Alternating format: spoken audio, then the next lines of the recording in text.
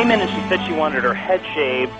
The hairdresser refused, so she literally grabbed the hair clipper and started doing it herself. Bradley, did she say why? I mean, did she offer any information? They asked why she wanted to shave her head, and she said, I don't want anyone touching me. I'm tired of everybody touching me. Another employee there told Us Magazine she wasn't making sense at all, and you could tell she's not in a good place at all, and that she's totally freaking out. Information. Leslie? Certainly is a different look for Britney Spears, Mark and Michelle. With me now is Emily Wynn Hughes. Emily, you were inside the tattoo parlor when Britney arrived and got her tattoo, and you asked her why she shaved her head. What did she say? She basically just said that she was tired of having things plugged into it and she didn't want anybody to touch her, tired of people touching her, that sort of thing. It seemed like she was kind of sick of it all, whatever it all is. What would you describe her mood as being? She seemed very distraught and disturbed. She was very scatterbrained and wasn't really answering many questions.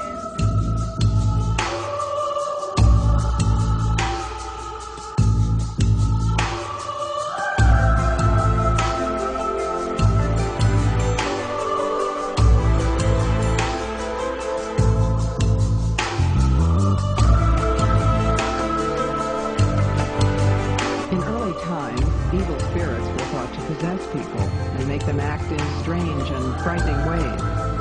By the 1800s, the study of this hysteria led some doctors to believe one person could have separately functioning personalities.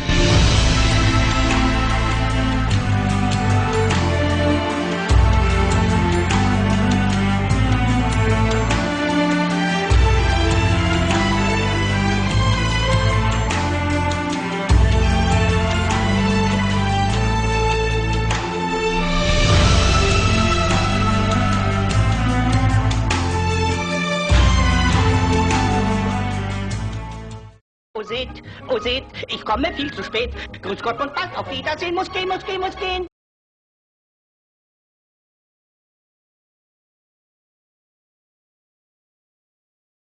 Actually, being here where, you know, there's not done at all, it's, I have this sort of like, you know, white rabbit with a ticking clock where I need to kind of have an imaginary friend that sometimes, I don't know, let me see if I close my eyes and get it.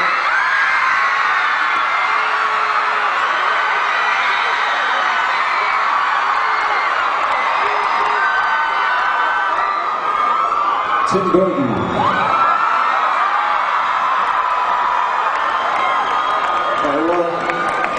Johnny's probably one of the only people who can't really enjoy 3D, can you really? You can't see in 3D. So you'll have to take our word for it. So, all right, well, sorry.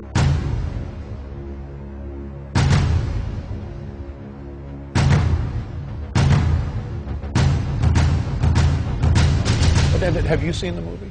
No, I've not. I'm sorry, you've not seen the movie? Not just yet. And you're too busy to see it, probably?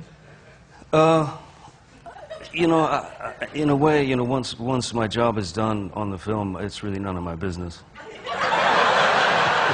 You know? Really, none of your business. Yeah. So you deliberately don't look at the finished product? Oh yeah, I stay as far away as I possibly can. Is that right? Yeah. If I can, I try to stay in as profound a state of ignorance as possible. Well, you come to the right place. You're exactly where you need to be. That's interesting. And is it, and forgive me, is it a little insecurity? Just, you know, I don't like, I don't like watching myself. Yeah. I prefer the experience. I mean, making the film is great. Right. The process is all fine. But then he's up there. Then he's up there. Then he's up there. Right.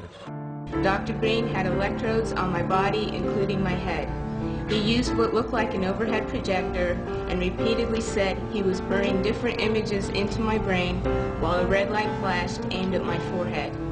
In between each sequence, he used electric shock on my body and told me to go deeper and deeper, while repeating each image would go deeper into my brain, and I would do whatever he told me to do.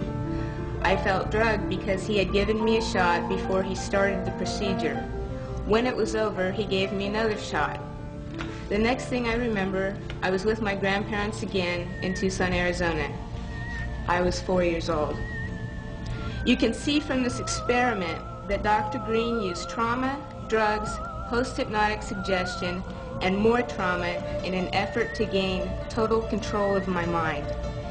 He used me in radiation experiments both for the purposes of determining the effects of radiation on various parts of my body and to terrorize me as an additional trauma in the mind control experiments. I believe it is by the grace of God that I am still alive. These horrible experiments have profoundly affected my life. I developed multiple personality disorder because Dr. Green's goal was to split my mind into as many parts as possible so he could control me totally. He failed, but I've had to endure years of constant physical, mental, and emotional pain, even to this day.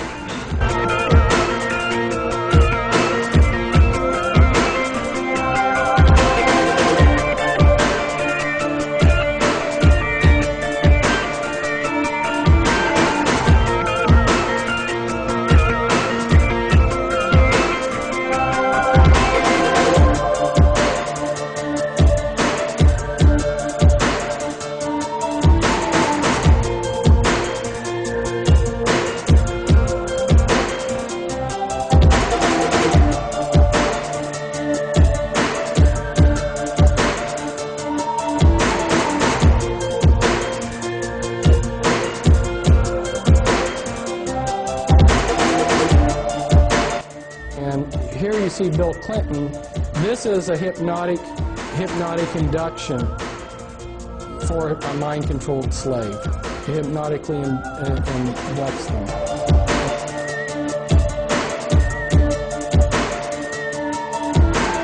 In covertly recorded off-air transmissions from the Bush-Clinton presidential election campaign in the 1990s, we can see that Bill Clinton was nothing more than a puppet to the puppet masters, which placed him in the White House.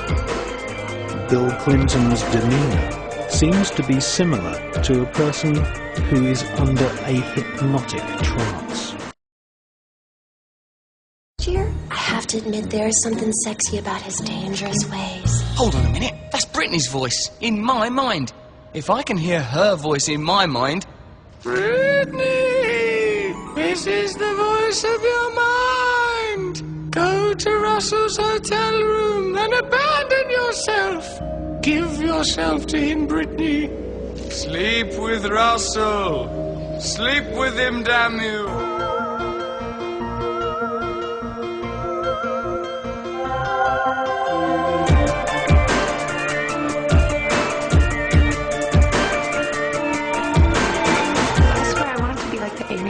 Music, yeah. But it didn't work out, and so I sold my soul to the devil.